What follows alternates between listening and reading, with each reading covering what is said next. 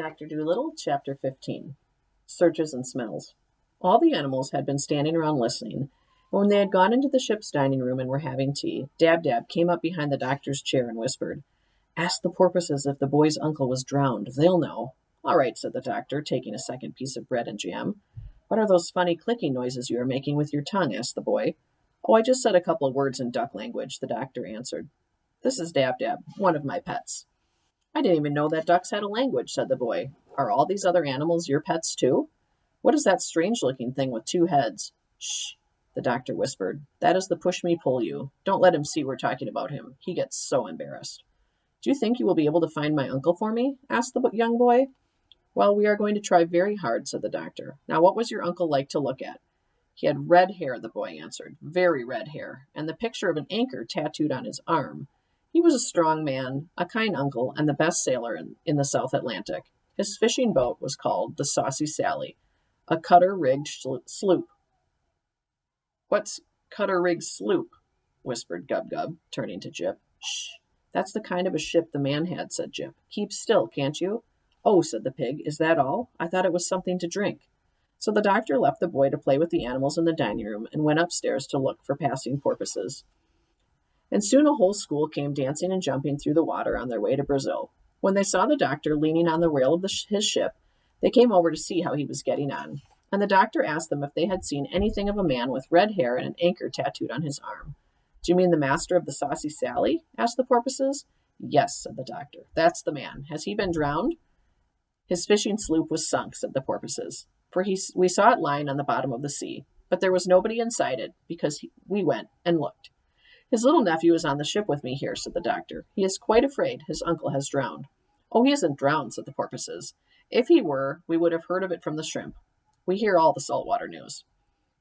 The shellfish call us the ocean gossips. No, tell the little boy we were sorry we do not know where his uncle is, but we are quite certain he hasn't been drowned in the sea."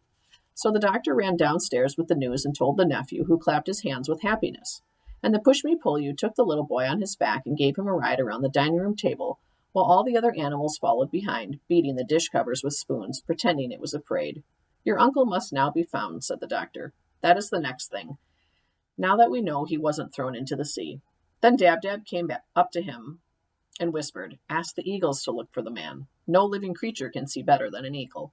When they are miles high in the air, they can count the ants crawling on the ground. Ask the eagles." So the doctor sent one of the swallows off to get some eagles. And in about an hour, the little bird came back with six different kinds of eagles: a black eagle, a bald eagle, a fish eagle, a golden eagle, an eagle vulture, and a wide-tailed sea eagle. And they stood on the rail of the ship like round-shouldered soldiers in a row, stern and still and stiff. Their great gleaming black eyes shot darting glances here and there and everywhere. Gub-Gub was scared and got behind a barrel. The doctor said to the eagles, "This boy's uncle has been lost, a fisherman with red hair and an anchor marked on his arm. Would you be so kind as to see if you can find him for us?" Eagles do not talk very much. All they answered in their husky voices was, "You may be sure that we will do our best for John Dolittle." Then they flew off, and Gub-Gub came out from behind his barrel to see them again. Up and up and up they went, higher and higher and higher. Then they flew in different directions, north, east, south, and west, looking like tiny grains of black sand creeping across the wide blue sky. "My gracious," said Gub-Gub in a hushed voice. "They are so near the sun. I hope they don't burn their feathers." They were gone a long time, and when they came back it was almost night. And the eagles said to the doctor, "We have searched all the seas and all the countries and all the islands and all the cities and all the villages in this half of the world, but we have failed. Nowhere could we see any sign of this boy's uncle.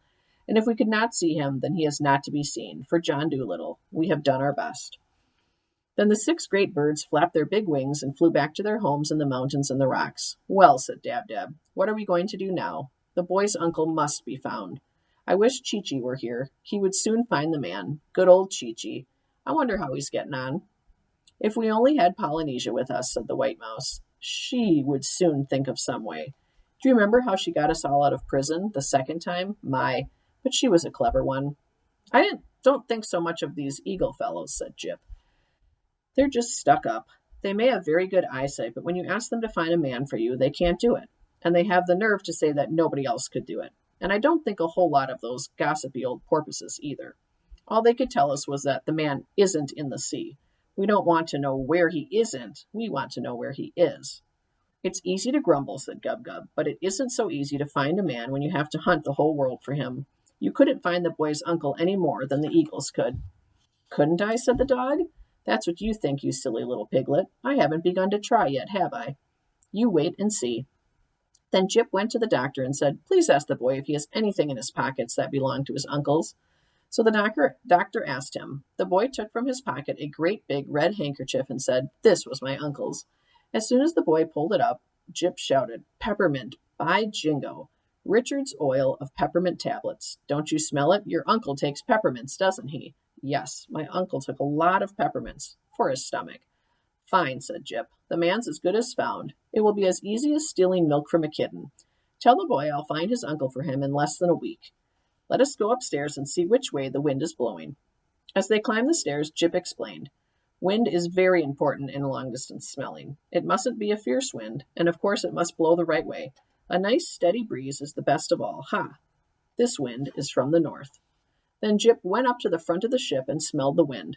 He started muttering to himself. Tar, Spanish onions, lamp oil, wet raincoats, crushed leaves, lace curtains being washed. Nope, my mistake. Lace curtains hanging out to dry, and foxes, hundreds of them, cubs, and... Can you really smell all those different things in this one wind? Asked the doctor. Why, of course, said Jip. Those are only a few of the easy smells. Wait now, and I'll tell you some of the harder scents that are coming on this wind. Then the dog shut his eyes tight, poked his nose straight up in the air, and sniffed hard, his mouth half open. For a long time he said nothing. He kept as still as a stone. He hardly seemed to breathe at all. When at last he began to speak, it sounded almost as if he were singing sadly in a dream.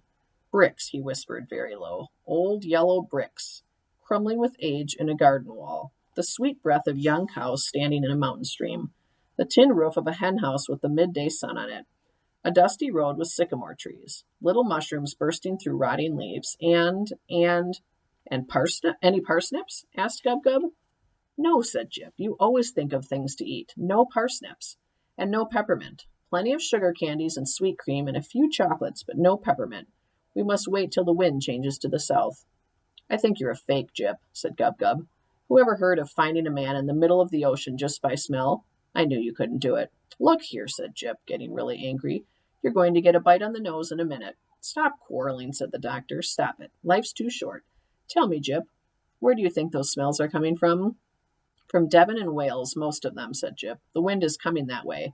Well, well, said the doctor. You know, that's really quite remarkable. I must make a note of that for my new book. I wonder if you could train me to smell as well as that. But no, perhaps I'm better off the way I am. Let's go down to supper. I'm quite hungry. So am I, said Gub-Gub.